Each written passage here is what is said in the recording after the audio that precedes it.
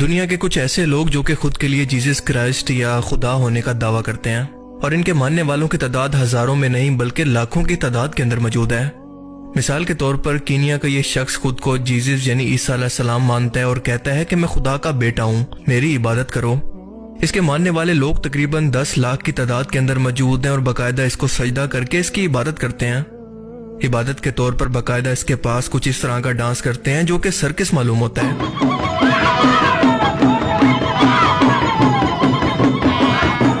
اس شخص کا دعویٰ ہے کہ میرے فادر یعنی گاڈ نے مجھے سولی پر لٹکائے جانے کے بعد دوسری بار دنیا کے اندر بھیجا ہے اور اپنے وعدے کے مطابق وہ بہت جلد پوری دنیا کے اندر میری حکومت کو قائم کرے گا۔ پوری دنیا کو چھوڑ کر جیسس کو یا عیسیٰ علیہ السلام کو ایک بلیک مین کی صورت کے اندر کینیا کی سرزمین کے اندر اترنا پڑا، اور وہ بھی اس ٹائم کے اندر جب پورے مڈل ایسٹ کے اندر جنگ کی صورتحال ہے اور یہ یہاں پر آرام فرما رہے ہیں۔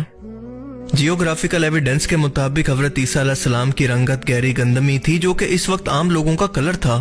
ہالی ووڈ فلمز کے اندر بھی حضرت عیسیٰ علیہ السلام کے کریکٹر کو ایک وائٹ مین کے کریکٹر کے اندر دکھایا جاتا ہے جو کہ بالکل غلط ہے۔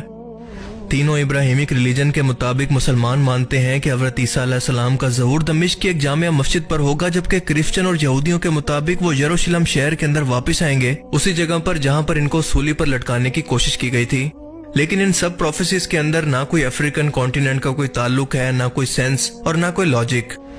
اور یہی نہیں بلکہ خود کو خدا کا بیٹا بتانے والے اس شخص نے اپنے پیغمبر اور اپنے فرشتے بھی اپنے پاس رکھے ہوئے ہیں۔ کچھ تو ایسے پیغمبر ہیں جو کہ اس دنیا کے اندر اپنی تبلیغ کر کے گزر چکے ہیں، لیکن وہ جیسس کے ساتھ یعنی اس کے ساتھ دوبارہ اس دنیا کے اندر واپس آئے ہیں۔ مثلا حضرت نوح علیہ السلام، حضرت سلیمان علیہ السلام اور باقی پیغمبر جو کہ اس کے بہاف پر اس کا پیغام باقی دنیا تک پہنچاتے ہیں، یعنی ان کی خود کی یہ چھوٹی سی دنیا۔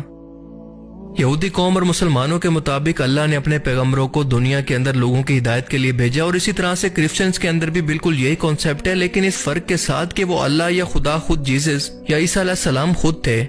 انہوں نے حضرت موسیٰ علیہ السلام سے ایک جلتی ہوئی جھاڑی پر کوہ طور پر کلام کیا تھا۔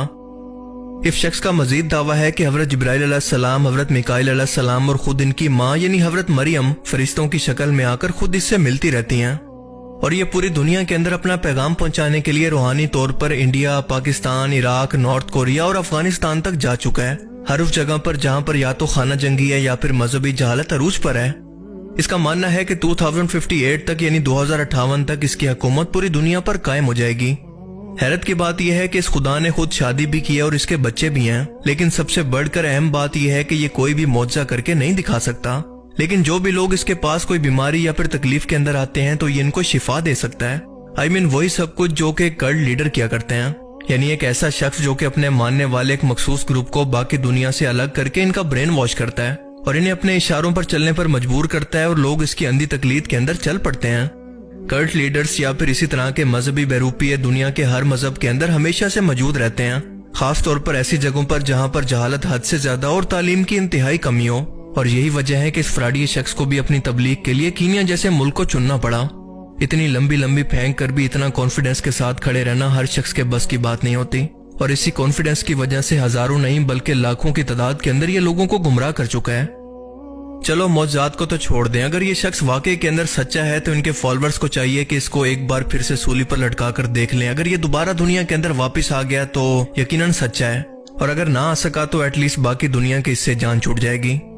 لیکن افسوس کی بات یہ ہے کہ اگر ایسا ہو بھی جاتا ہے تو بہت جلد اس فراڈیے کی جگہ اس کی گدی کو کوئی اور سنبھال لے گا، کیونکہ جب تک گمراہ لوگ موجود ہیں تو اس طرح کے فراڈیے کبھی بھوکے نہیں مر سکتے۔